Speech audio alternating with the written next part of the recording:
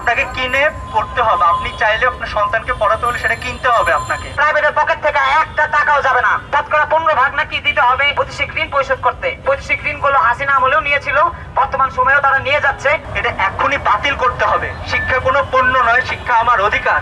এই আয় কি তারা মাছ বিচ্ছা বিক্রি করে আয় করতেছে নাকি, যে এখান থেকে তারা আয়কর নিবে? পূর্বতন হাসিনা আমলের যে ফ্যাসিবাদী নীতিসমূহ, সেই নীতিসমূহর আবার সমূলে বাস্তবায়ন আমরা এখন দেখতে পাচ্ছি এই বর্তমান সরকারের। জুলাইয়ের অভ্যুত্থানের আমরা একটা বছর খানেক আমরা কাছাকাছি চলে এসেছি, আর 2 মাস বাকি। এর মধ্যে আমরা দেখলাম যে একটা ঈদের মধ্যে লুকিয়ে চুপিয়ের মধ্যে সরকার করে ফেললো কি, বেসরকারি বিশ্ববিদ্যালয়ের উপর কর দেওয়া হলো। সেটা বেসরকারি বিশ্ববিদ্যালয়ের উপর কর দেওয়া মানে এটা হলো যে আপনার শিক্ষা একটা মৌলিক অধিকারের উপর কর, এটা একটা পণ্য, আপনাকে কিনে পড়তে হবে। আপনি চাইলে আপনার সন্তানকে পড়াতে হলে সেটা কিনতে হবে আপনাকে, এছাড়া আপনার উপায় নেই। কারণ আপনার সরকারি যেটা রাষ্ট্র দেওয়ার কথা সেটা খুবই সংকুচিত।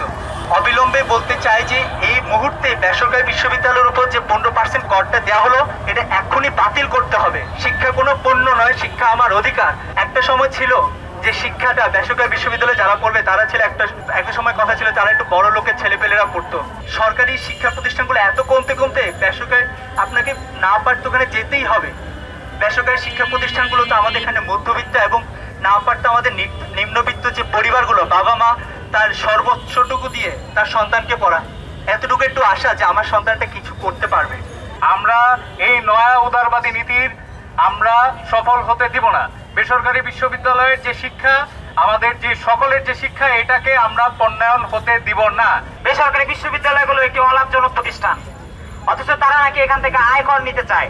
এই আয়কর আসলে কোত্থেকে? এই আয়গুলো তারা কিভাবে করে? এই আয় কার?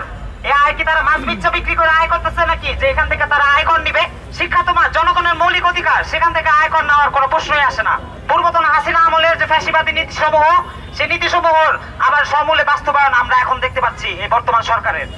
অথচ প্রাইভেট বিশ্ববিদ্যালয়ের শিক্ষার্থীরা এই জুলাই আন্দোলনে কি ভূমিকা রেখেছে আমরা তা দেখেছি। এই যে ভ্যাটের টাকা নেয় এই রাষ্ট্র, এই ভ্যাটের টাকা কই যায় এটা নিয়েও তো আমাদের ঘাটাঘাটি প্রয়োজন। এই ভ্যাটের টাকা এই রাষ্ট্র এটা কখনোই কি জনগণের উপকারে ব্যবহৃত হয়েছে নাকি? দেখা যাইতেছে যে শতকরা 15 ভাগ নাকি দিতে হবে নানা ধরনের ঋণ পরিশোধ করতে, বেসরকারি বা বৈদেশিক ঋণ পরিশোধ করতে। কারণ হচ্ছে এই বৈদেশিক ঋণগুলো হাসিনা আমলেও নিয়েছিল, বর্তমান সময়েও তারা নিয়ে যাচ্ছে, এবং এই সাম্রাজ্যবাদীদের ঋণ পরিশোধ করার জন্য বর্তমানে প্রাইভেট বিশ্ববিদ্যালয়ের শিক্ষার্থীদের উপর তারা বোঝা চাপিয়ে দিতে চাচ্ছে। আমরা পরিষ্কার বলতে চাই, ওই যে ফিলিস্তিনে গণহত্যা চালায় যারা বর্তমানে ইরানে আগ্রাসন চালাইতেছে, যারা ইসরায়েলকে অর্থায়ন করে, তাদের জন্য এই প্রাইভেটের পকেট থেকে একটা টাকাও যাবে না।